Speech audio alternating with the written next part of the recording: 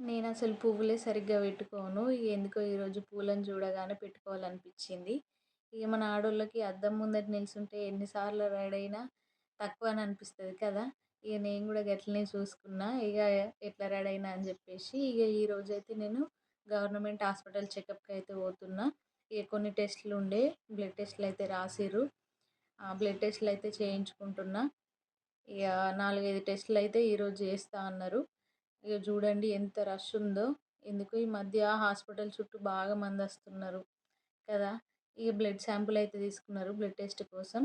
ఇగ ఈరోజైతే 4 టెస్టులు చేస్తా అన్నారు. మళ్ళీ రేపు రమ్మని జెప్పిర్రు హాస్పిటల్‌కి. ఇగ రేపైతే మళ్ళీ వెళ్ళాలా.